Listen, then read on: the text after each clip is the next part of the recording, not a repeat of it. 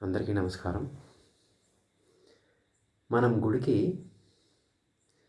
దేవునికి పూజ చేసుకోవడానికి, దర్శించుకోవడానికి వెళ్ళినప్పుడు మన చేత బ్రాహ్మణోత్తములు గుడిలో పూజారి గారు మన చేత భక్తిగా పూజా కార్యక్రమాలు చేయిస్తారు కదా!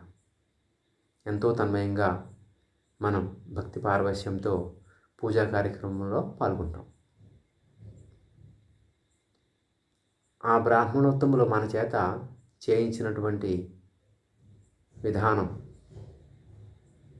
తీరు, వాటిని బట్టి మన యొక్క సంతృప్తి ఉంటుంది కదా.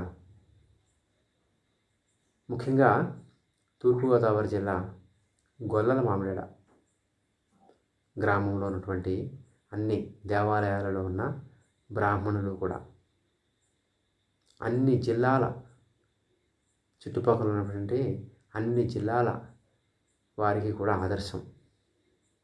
ఎంతో గొప్పగా దేవుని సేవ చేస్తూ మనకి తన్మయం కలిగేలాగా, ఇంకా భక్తి పారవశ్యం మనకి మరింతగా పెరిగే విధంగా మన చేత చేయించే క్రమం ఇక్కడ ప్రతి గుడిలో కూడా ఉంటుంది. మనం స్వామివారికి సమర్పించినటువంటి అరటిపళ్ళు, ఇవి ఆపిల్ పండు అయినా, వాటిని మన తరపున స్వామివారికి సమర్పించేటప్పుడు అరటిపండు యొక్క ముచ్చుగా తీయడం, ఉద్ధరణి రెండవ వైపున ఉద్ధరణి యొక్క రెండవ కొనతోటి అరటిపండు యొక్క ముచ్చుకుని ఇలా తొలగించి సమర్పించడం చూస్తాం మనం. అక్కడ చేత్తో గోరు తగిలేలాగా ఇలా గిల్లేయడం, అరటిపండు అలా చేసేయకుండా ఉద్ధరణి రెండవ వైపున అరటిపండు యొక్క ముచ్చుకుని ఇలా, ఆపిల్ పండు అయినా సరే దాంతో ఇలా ముచ్చుకుని తీసి స్వామివారికి సమర్పించడం మనం చూస్తాం. అంత శాస్త్రీయంగా, అంత శుద్ధిగా మన తరపున స్వామివారికి సమర్పించడం. ప్రతి పూజా కార్యక్రమం కూడా మన చేత చేయించిన వాళ్ళు, మన తరపున చేసిన, మనకి ఎంతో భక్తి పారవశ్యం కలిగే విధంగా ఇక్కడ చూస్తాం మనం. చాలా అదృష్టం మనం దేవుని యొక్క సేవలో భక్తి పారవశ్యంతో ఇలాగా మనం పాల్గొనడం. ఇంకొక విషయం ఇప్పుడే చెప్పుకోవాల్సింది, ఇప్పుడే ఏంటంటే, నేను మెట్రోపాలిటన్ సిటీకి వెళ్ళినప్పుడు, నా పుట్టినరోజుకి అక్కడ గుడికి, శివాలయానికి వెళ్ళినప్పుడు అక్కడ బ్రాహ్మణుని నేను దర్శనానికి వెళ్ళి కొబ్బరికాయ సమర్పిస్తూ, అభిషేకం చేస్తారా స్వామివారికి నా పేరున అంటే చేస్తానని ఆయన నా పేరు రాసుకున్నారు.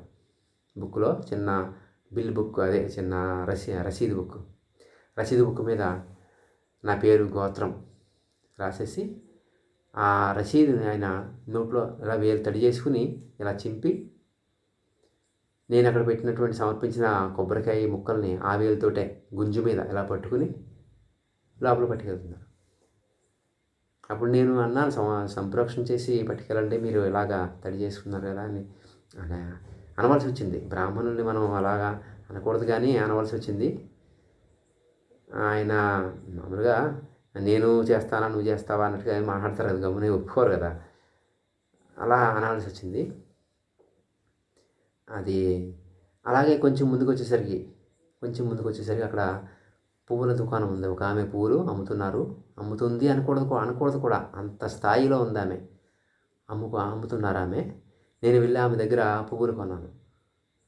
కొంటే ఆమె ఆ పువ్వులు కవర్లో పెట్టడం కోసం, పేపర్ చింపడం కోసం దగ్గర వాటర్ బాటిల్ పెట్టుకుంది ఆమె.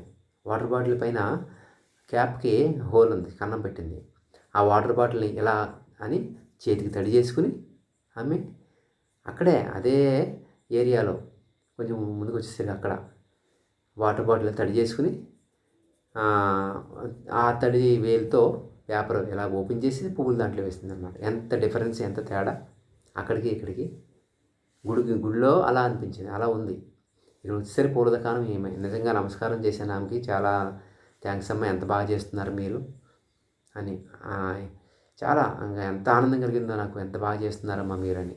ఇలాగా షేక్ చేసి వాటర్ బాటిల్ దగ్గర పెట్టుకుంది ఆమె. రష్ చాలా రష్ అంటారు. మెట్రోపాలిటన్ సిటీ అంటే ఎలా ఉంటుందో మనకు తెలుసు కదా. అలాంటి చోట ఆమె అలా మెయింటైన్ చేస్తుంది. ఆమె చిన్న దుకాణం ఆమె చేస్తున్నారు అనాలి, అంత స్థాయిలో ఉంది ఆమె. చిన్న దుకాణం ఇలాగా షేక్ చేసి ఆ వాటర్ తడి చేసుకున్న తర్వాత కవర్ ఓపెన్ చేసి దాంట్లో పూలు పెట్టించిందనమాట ఆమె. మనం దయచేసి అరటిపళ్ళ దుకాణాలు వీళ్ళందరూ కూడా పూజా సామాగ్రి అమ్మేవాళ్ళు అందరూ డబ్బులు లెక్క పెట్టడానికి కానీ గమ్మున నోట్లో తడి చేసుకుని ఇలా అనకుండా శుద్ధిగా ఇమ్మని, అవసరమైతే మీ చిన్న స్పాంజ్ వాటర్తో అలా దగ్గర పెట్టుకుంటే దాన్ని తడి చేసుకోవచ్చు కదా. అలా చేయడం కానీ చేసి అమ్మండి తప్ప నోటితో తడి చేసుకోవద్దు అని అందరికీ నా యొక్క విన్నపం. మరింత భక్తిగా మనందరం కూడా దేవుని సేవలో ఉందాం.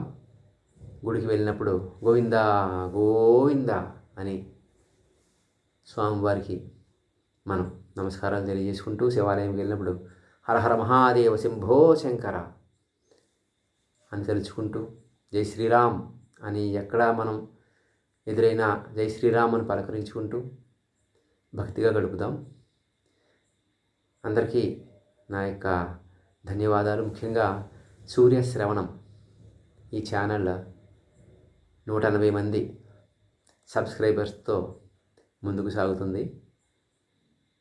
టైంపాస్కి కామెడీ జోక్స్ అలాంటి ఛానల్స్కే కాదు, ఇలాంటి ఛానళ్ళకు కూడా సబ్స్క్రైబర్స్ ఉంటారు అని రుజువు అయ్యే విధంగా 180 మందికి పైగా సబ్స్క్రైబ్ చేశారు. వారందరికీ నా ధన్యవాదాలు. ఇంకా చేయబోయే వారికి అందరికీ నా ధన్యవాదాలు. ఈ వీడియోని అందరికీ షేర్ చేస్తారని, సబ్స్క్రైబ్ చేయకపోతే సబ్స్క్రైబ్ చేయమని కోరుకుంటూ ధన్యవాదాలు. Thank you all.